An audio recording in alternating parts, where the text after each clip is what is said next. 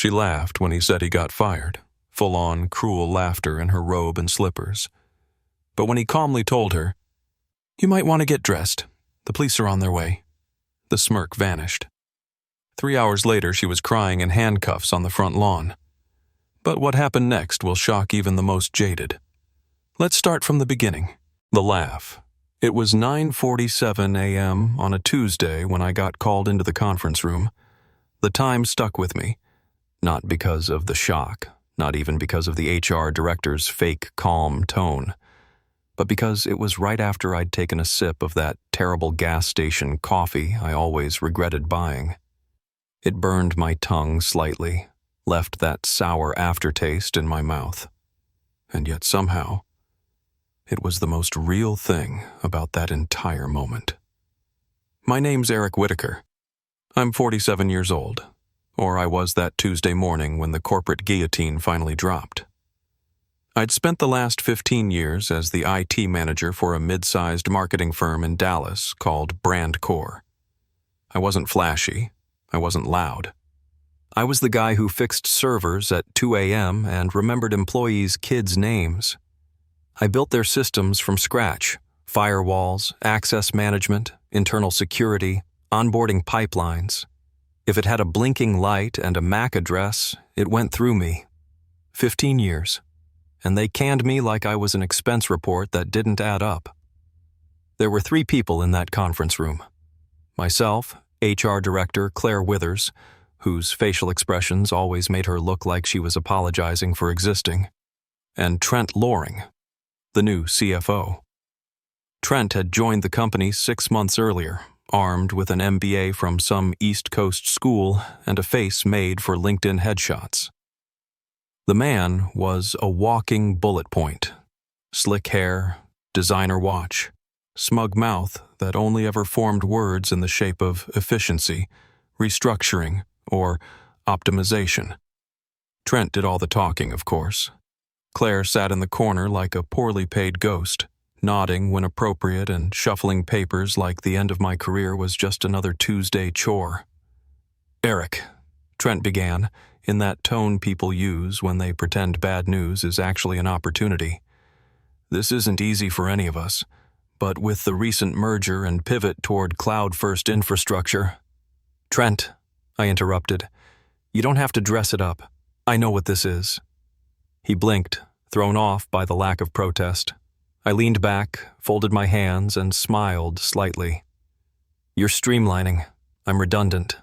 So let's not waste either of our time pretending this is a dialogue." There was a pause. Claire shuffled more papers nervously, and Trent gave the barest nod. "Right," he said. "Well, we appreciate everything you've done for BrandCore over the years." The folder he slid across the table contained a severance agreement, a non-compete clause that would be laughed out of court, and a confidentiality waiver. I didn't touch it. Then came the cherry on top: security.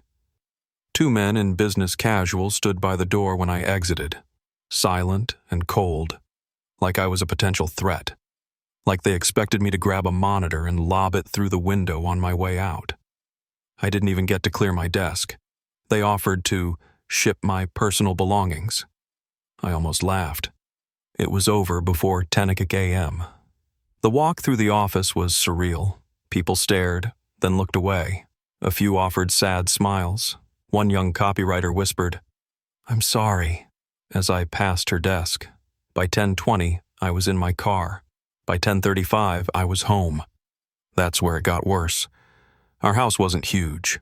Single-story, blue siding, small fenced-in backyard, the kind of home you slowly fill with memories and chipped furniture over time. Shelby was on the couch when I walked in, still in her robe, hair tied up in a loose bun, one foot tucked under the other leg, bowl of cinnamon toast crunch balanced lazily on her thigh. She was watching some daytime court show where people yell at each other over $300 couches and broken engagement rings. She didn't even turn her head. "You back already?" she asked, not bothering to mute the TV. I took a breath. "I got fired." She blinked, the kind of blink that didn't carry concern, but calculation. Then came the smirk, like a thought had just confirmed itself in her head. And then she laughed. Not a confused, "Oh no, really?" kind of laugh. A full-body, shoulder-shaking, nasal wheezing laugh, like she'd just watched a clown trip over his own shoes and land in a wedding cake. "About damn time," she said between chuckles.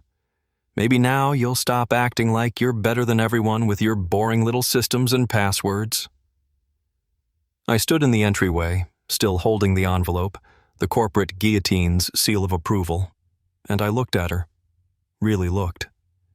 15 years of marriage, 15 years of building, compromising, sharing holidays with people we didn't like, planning for a future that now felt fictional. And she didn't ask how I was doing. She didn't say, "We'll figure it out." She laughed.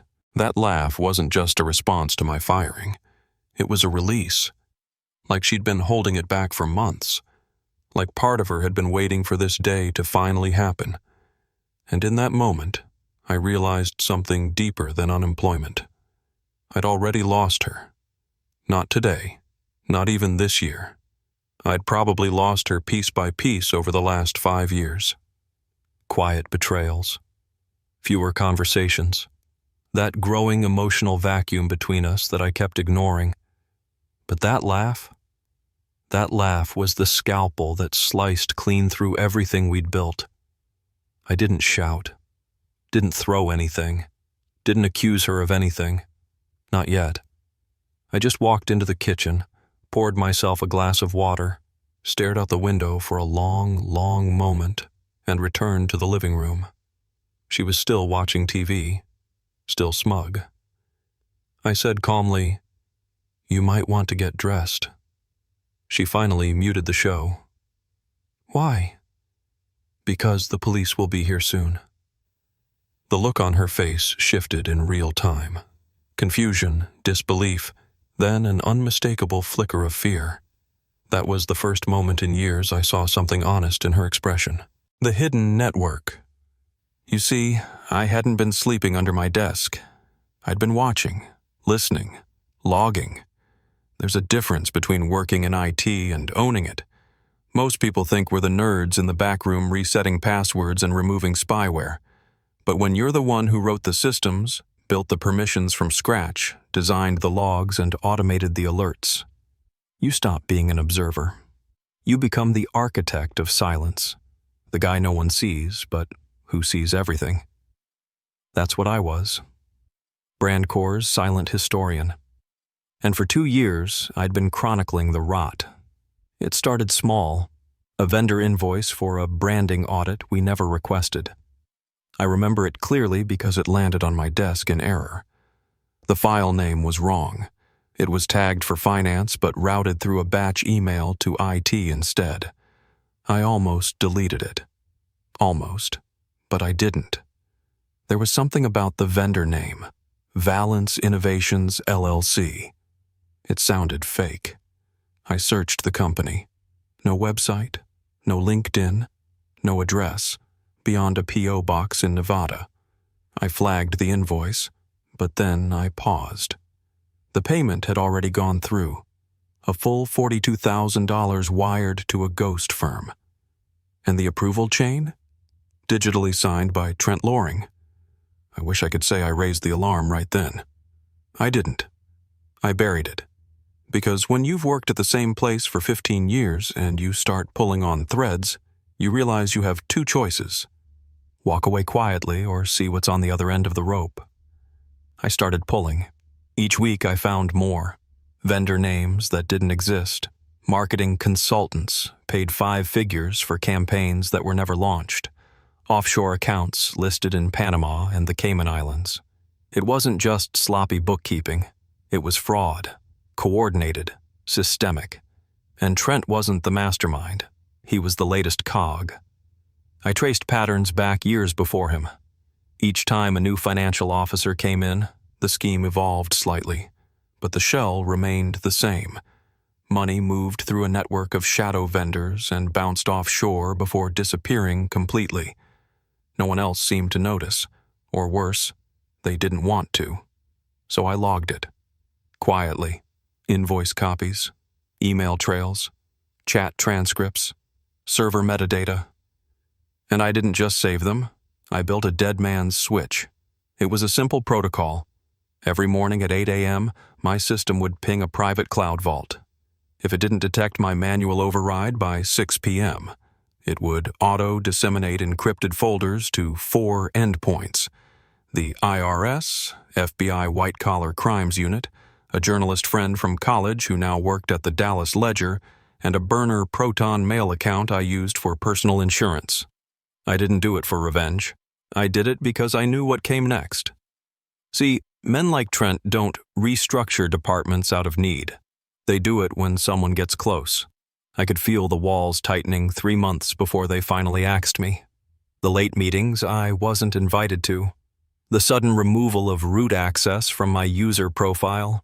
Even the small things, like Trent avoiding eye contact in the break room, or Claire acting jittery around me like she knew something she wasn't supposed to say. I wasn't angry. I was ready. What I wasn't ready for, what I refused to believe for months, was Shelby. My wife, the woman who once made me lunch every Sunday night for the week ahead, who kissed me goodbye every morning at the door, who smiled a little less these past few years, but who I still thought was mine. It began with the yoga retreats, weekend trips to Austin with her friend Caroline. At first, I didn't question it. Shelby needed space, needed to reset, as she put it. I supported it, even encouraged it. Then came the strange bank deposits, money I didn't recognize, odd amounts, $3,150, $7,200, always rounded, always just under the kind of numbers that flag financial audits. She said it was freelance consulting. But Shelby had never worked a day in marketing. I ran the logs. I had to. It felt like violating something sacred, combing through her emails, decrypting backup copies of her phone's cloud syncs, cross-referencing her online activity. But when someone's laughter stings harder than your firing, when it carries relief, you stop ignoring instinct. What I found broke me. Shelby was part of it. She was laundering for BrandCorp, acting as a middlewoman between ghost vendors and actual offshore endpoints. Her consulting firm was a shell. She'd even used our address as the registered business HQ. She had opened business accounts under the name Mariner Creative Strategies, funneling payments through on behalf of BrandCorp's finance department. I was sleeping next to a conduit of corporate crime. And the worst part? She probably didn't think I was smart enough to notice. That morning, as security escorted me from the building, I didn't panic. Because as they walked me through the lobby like I was contagious, I had already activated my final contingency, the auto-dump trigger. By 10:02 a.m., every document I'd collected, thousands of files, began uploading to my private drive, encrypted, redundant, isolated. I drove home, the weight of it all in my chest, but I didn't feel rage. I felt clarity. For the first time in months, maybe years, I knew exactly what needed to happen. When I told Shelby the police were coming, I wasn't bluffing. I had already made the call. 9:51 a.m. I texted an old friend from college, Theo Marks, now an assistant U.S. attorney in Dallas. One word: ready. He'd been waiting for months. I'd kept him in the loop, sharing snippets, asking legal hypotheticals. He knew the risk, knew the scope. By 11:13 a.m., 3 black SUVs pulled up outside our house, unmarked but unmistakable. Shelby was on the front lawn in her slippers, phone to her ear, yelling. She saw the SUVs and started backing away. When they said her name, she said it wasn't her. When they showed her a warrant, she screamed. When they cuffed her, she cried. The neighbors watched. One man from across the street filmed it. Another just stared in disbelief, arms crossed on his porch. I didn't gloat. I didn't raise my voice. I didn't even smile. But I felt it. The crushing pressure that had been living in my lungs for 2 years finally beginning to lift. Shelby didn't look at me as they guided her into the back seat of the SUV. Maybe she couldn't. Maybe she realized in that moment that she'd never really known me. That the man she laughed at had spent 2 years preparing for the exact moment her mask would fall. I closed the door behind me. The silence in the house felt heavier than the noise ever did. And for the first time in a long time, I could breathe. The collapse. Word travels fast in the corporate world. Faster when money starts disappearing. Even faster when the feds knock on the front doors of executives before lunch. By 1:00 p.m., I had 6 missed calls from Trent Loring. No voicemails, just his name lighting up my phone over and over like an alarm he couldn't shut off. He knew. Somehow, maybe through the panic in finance, maybe through a flag from the bank, or maybe when their internal VPN server collapsed under the weight of a government-forced forensic sweep, he realized what I'd done. And just like that, the smug MBA bravado cracked. Let me paint the picture. When I first met Trent, he was the kind of guy who wore designer loafers without socks and sipped alkaline water like it was an identity. He used words like synergy and agile without irony. A master of bluff, he knew how to navigate boardrooms by saying nothing in a confident tone. Everyone else at BrandCorp bowed their heads when he passed. I didn't. Because I was the guy who set up his email. I knew what he downloaded, what he deleted, what he tried to hide. By 1:10 p.m., the Department of Justice had issued a rapid response inquiry to BrandCorp's legal team. Within the hour, every active server was being mirrored by an external audit firm. Emails were frozen, bank accounts suspended, phone records subpoenaed. At 2:10 p.m., Trent was escorted out of his glass-walled corner office in a branded zip-up vest and cuffs. That smug MBA smirk? Gone. I watched it happen. Not in person.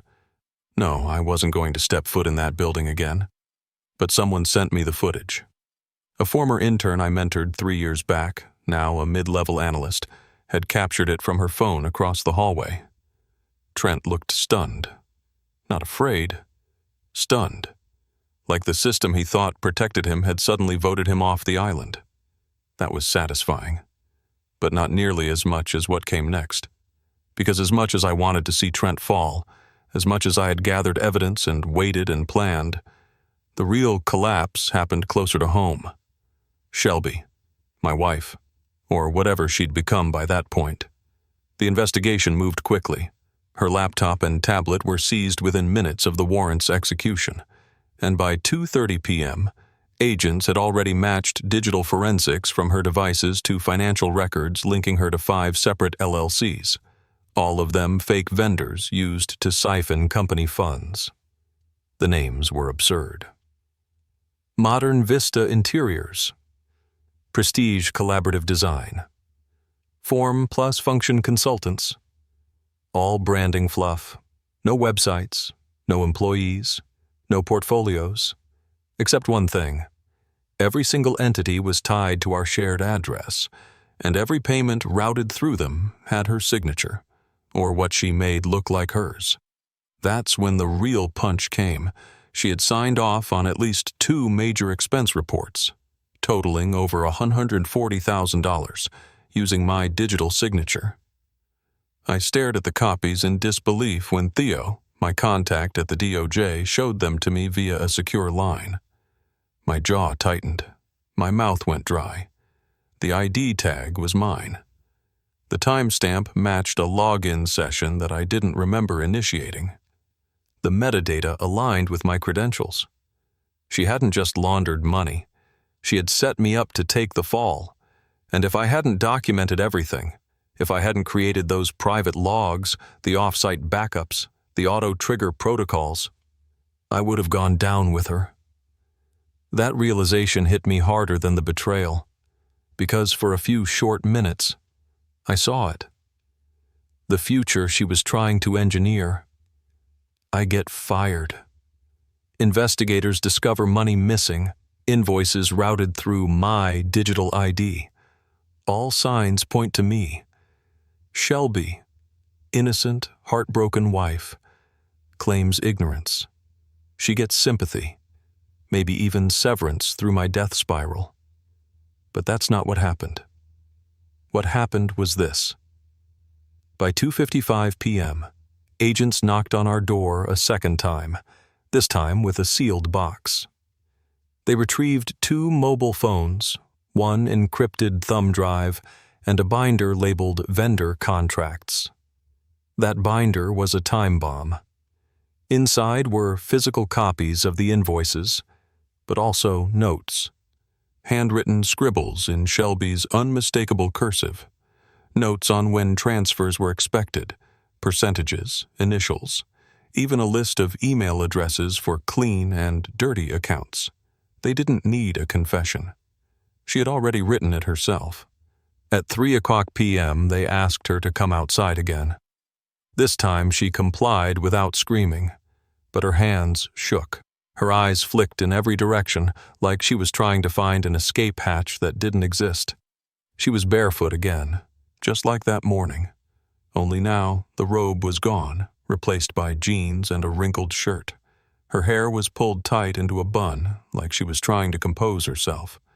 But her face gave her away. It wasn't just fear. It was desperation. She begged, not for forgiveness, for silence. "I didn't know what it was at first," she said to the agent, voice trembling. "They told me it was just a pass-through." But when they showed her the bank transfers she'd authorized, the shell companies in her name, the email logs she thought had been deleted, her knees buckled. The officer helped her into the van. No cuffs this time, not visibly at least. They didn't need the spectacle. But the shame hung in the air like wet smoke. Our neighbors didn't gather, but they watched. From windows, from porches. One man paused mowing his lawn and stood behind his fence with arms crossed. A woman across the street slowly stepped back inside, letting her blinds fall like a curtain. I stood on the curb, arms crossed. No words, no expression, no gesture of victory. Just stillness. Shelby turned her head, as if to say something, but no sound came. Her lips moved, then stopped. I didn't move. She got in. The van door closed. And just like that, she was gone. I don't know what she would have said. Maybe it was a final plea. Maybe she wanted me to help her. Maybe, in some deeply twisted part of her, she thought I still would. But she didn't understand what she'd broken. I had loved her. I had trusted her. And she had built a noose out of my name. She didn't know the protocol had already been triggered. Every digital trail linked to her email, her devices, her burner accounts. All of it had been cataloged, time-stamped, backed up and relayed to 3 separate agencies. My system had done its job with clinical precision. Even the metadata around the forged signatures had been dissected and showed clear signs of manipulation. There was nothing left to protect. Not for her. Not for me. Not for the illusion of our marriage. By 3:15, the neighborhood returned to its quiet hum. By 3:30, I was back inside the house, sitting on the edge of our bed, staring at the floor. I didn't cry. I didn't rage. I just sat there. Not as Eric the husband, or Eric the IT guy, or even Eric the whistleblower. I sat there as a man who had burned his entire past down to preserve his future. And for the first time, the silence felt like mine. The upgrade.